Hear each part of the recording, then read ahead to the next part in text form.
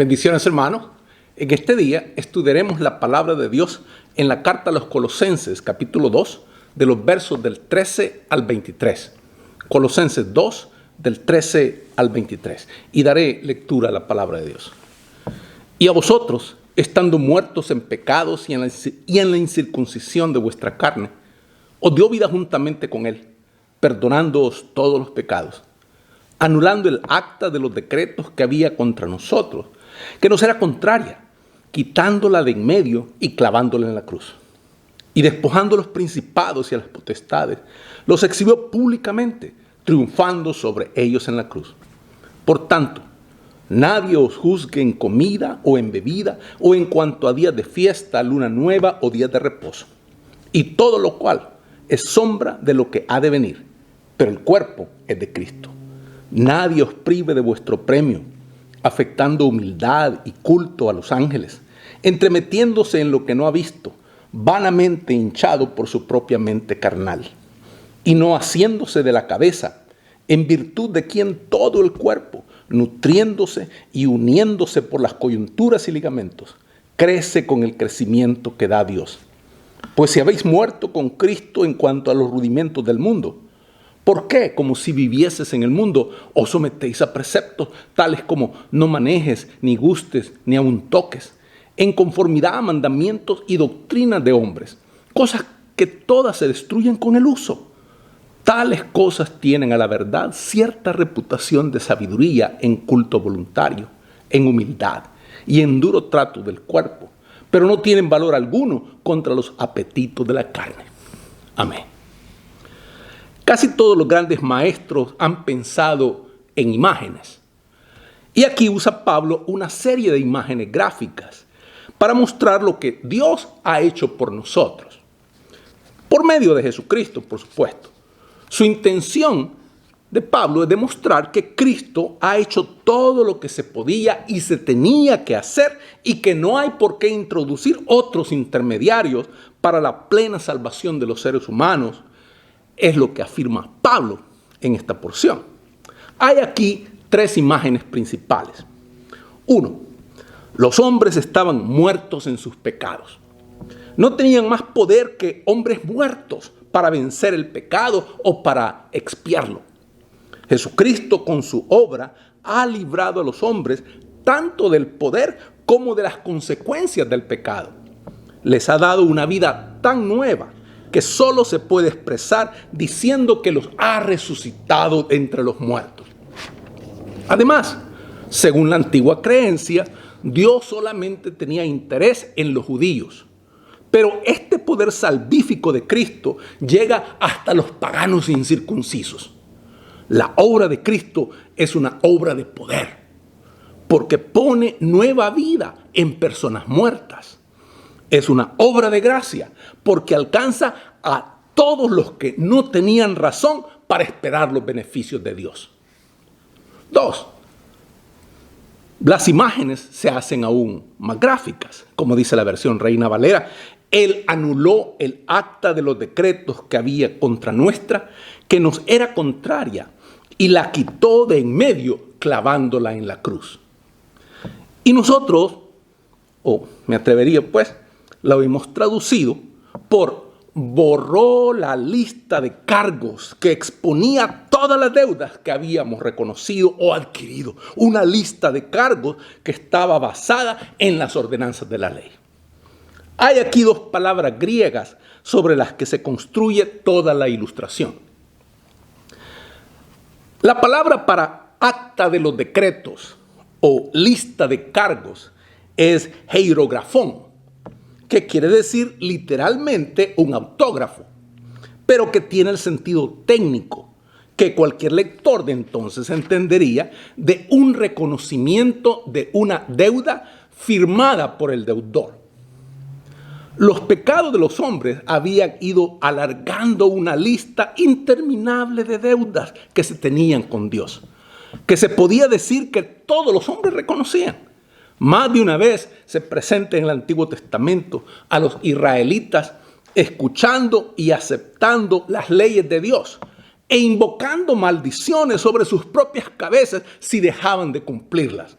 Así nos lo dice Éxodo 24:3, Deuteronomio 27, del 14 al 26. En el Nuevo Testamento se nos presenta a los gentiles que tenían no una ley de Dios escrita como los judíos, sino tenían una ley grabada en sus corazones de las que les daba testimonio su conciencia. Romanos 2:14. Todos estaban en deuda con Dios por sus pecados y lo sabían. Había una condena reconocida y aceptada por ellos. Una lista de acusaciones que como si dijéramos todos los seres humanos habían firmado y admitido esa deuda. La palabra, por otra parte, la palabra para borrar es el verbo griego exaleiphein. Entender esta palabra es entender la maravillosa misericordia de Dios. El material en que se escribían los documentos antiguos era o papiro, que era una especie de papel que se hacía con una especie de juncos, o piel de animales, cuero.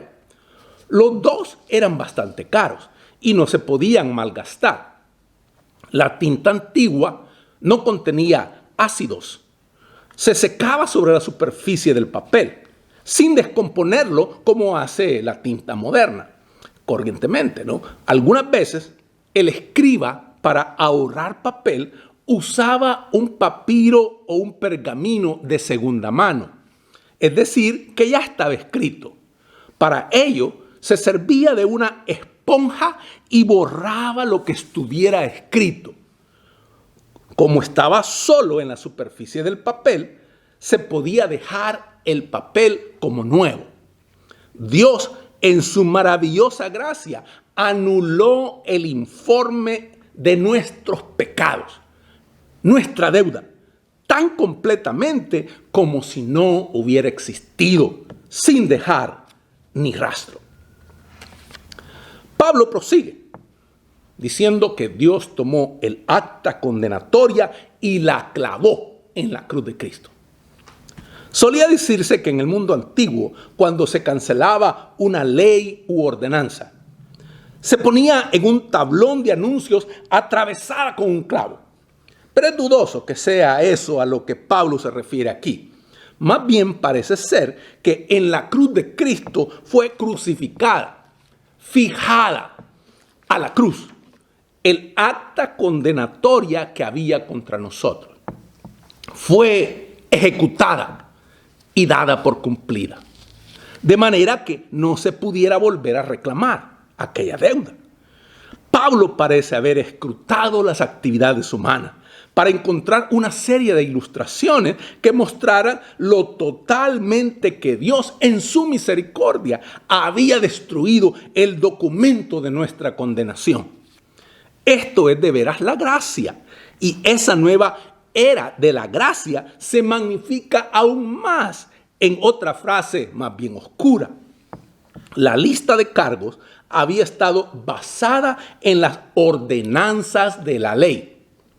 Antes de que Cristo viniera, la humanidad estaba bajo la ley y todos la quebrantaban, porque no había ninguno que la pudiera cumplir perfectamente. Pero ahora la ley ha sido superada y ha venido la gracia.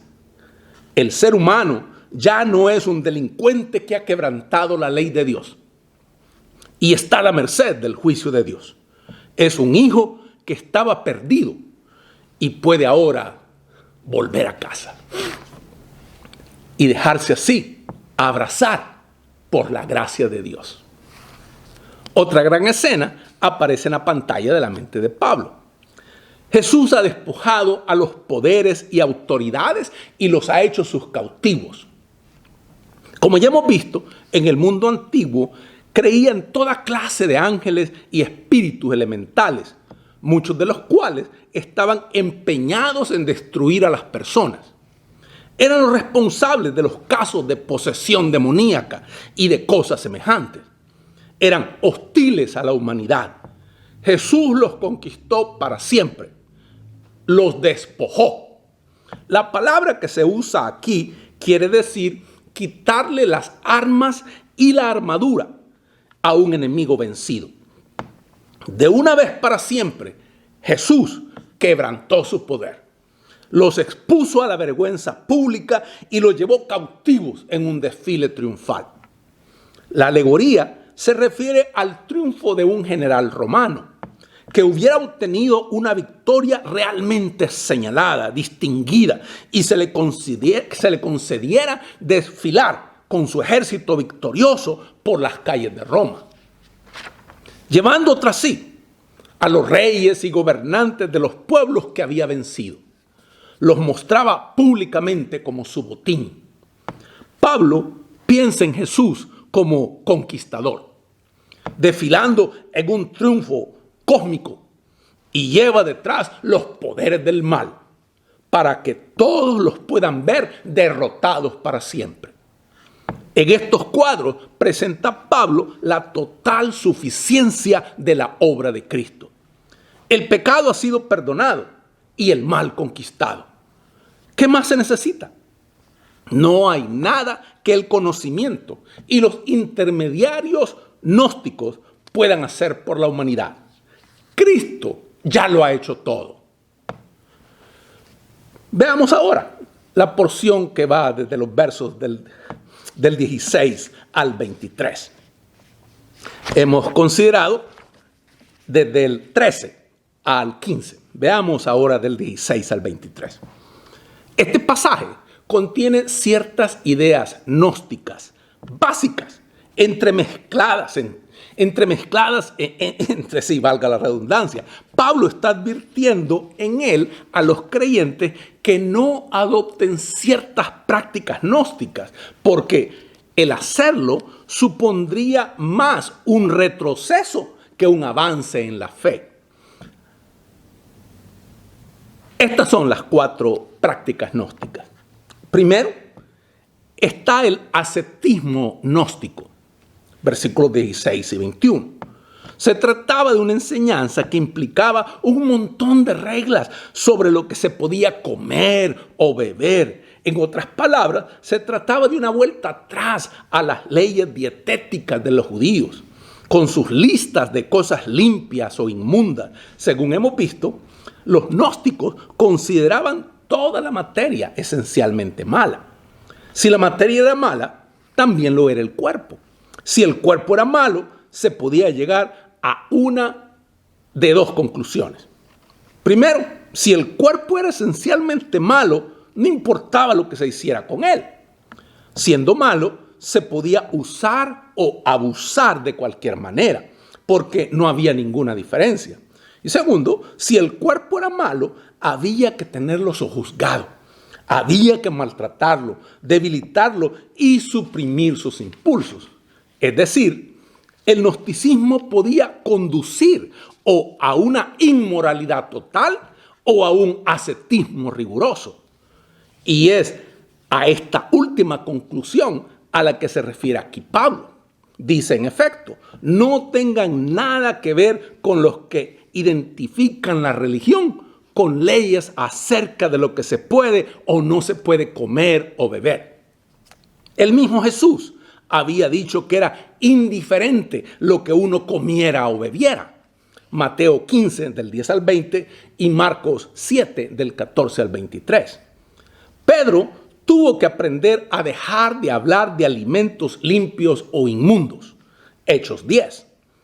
Pablo usa una frase bastante cruda para expresar con otras palabras lo que ya había dicho Jesús. Es como que él se hubiera dicho, ¿no? Estas cosas perecen tan pronto como se usan. Quiere decir exactamente lo mismo que Jesús, cuando dijo que los alimentos y las bebidas se ingieren y se digieren y se expulsan del cuerpo y desaparecen en la letrina. Mateo 15, 17 y Marcos 7, 19. La comida y la bebida tienen poca importancia, que están destinadas a deshacerse tan pronto como se ingieren. Los gnósticos querían hacer que la religión consistiera en reglas dietéticas. Y sigue habiendo personas que se preocupan más de las reglas de la alimentación que del amor del evangelio. Segundo, estaba la observancia de los días de los gnósticos y de los judíos. Guardaban fiestas anuales y nuevas lunas mensuales y sábados semanales. Hacían lista de los días que pertenecían especialmente a Dios y en los que había que hacer y dejar de hacer ciertas cosas. Identificaban la religión con el ritualismo. La crítica que hace Pablo de esta insistencia en los días es clara y lógica. Dice: han sido rescatados de la tiranía de las normas legales. ¿Por qué quieren esclavizarse otra vez? ¿Por qué quieren retroceder al legalismo judío, abandonando la libertad cristiana? El espíritu que trata de reducir el evangelio a un sistema de normas y reglas no ha muerto todavía. Hay hermanos que lastimosamente aún lo mantienen con vida. Tercero, estaban las visiones especiales de los gnósticos. La versión Reina Valera habla en el versículo 18 del falso maestro que anda entremetiéndose en lo que no ha visto. Esa traducción no es correcta, me atrevería a decir. La traducción correcta debería decir haciendo alarde de las cosas que ha visto. Los gnósticos presumían de visiones especiales, de realidades secretas que no estaban a la vista, de hombres y mujeres normales y corrientes. No se trata de negar la realidad de las visiones, y no estoy negando la realidad de las visiones, pero es peligroso empezar a creerse que uno ha alcanzado un grado de santidad que le permite ver que la gente vulgar, como él la denomina, no puede ver. Y el peligro está en que esas personas ven a menudo no lo que Dios les revela, sino lo que ellas mismas quieren ver. Cuarto, estaba el culto a los ángeles. Como ya hemos visto, los judíos tenían una doctrina de los ángeles muy desarrollada. Y los gnósticos creían en toda clase de intermediarios a los que adoraban. Mientras que los cristianos saben que la adoración se debe solamente a Dios. Pablo dedica a este punto 4 objeciones.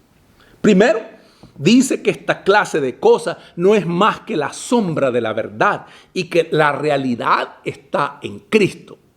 Versículo 17. Es decir, que una religión que se basa en comer y beber cierta clase de alimentos y bebidas y de abstenerse de otras. Una religión que se basa en la observancia del sábado y cosas por el estilo no es más que una sombra de la verdadera religión, que es comunión con Cristo. Segundo, dice que hay tal cosa como una humildad falsa. Versículos 18 y 23. Cuando hablaban del culto a los ángeles, tanto los gnósticos como los judíos lo justificarían diciendo que Dios es tan grande y sublime y santo que no podemos nunca tener acceso directo a Él. Y debemos contentarnos con orar a los ángeles. Pero la gran verdad que predica el cristianismo es, de hecho, precisamente que el camino a Dios está abierto a las personas más sencillas y humildes. Tercero, dice que esto puede conducir a un pecado de orgullo. El que es tan meticuloso en la observancia de los días especiales, que guarda las leyes alimentarias y que practica la abstinencia ascética, corre el grave peligro de creerse especialmente bueno y teniendo a los demás en poco. Y es una verdad fundamental del cristianismo, que el que se cree bueno no lo es de veras, y menos el que se cree mejor que los demás. Cuarto, dice que esto es una vuelta a la esclavitud, que no tiene nada de cristiana, abandonando la libertad cristiana y que en cualquier caso no le libra a uno de las concupiscencias carnales. sino solamente le mantiene a uno en fila.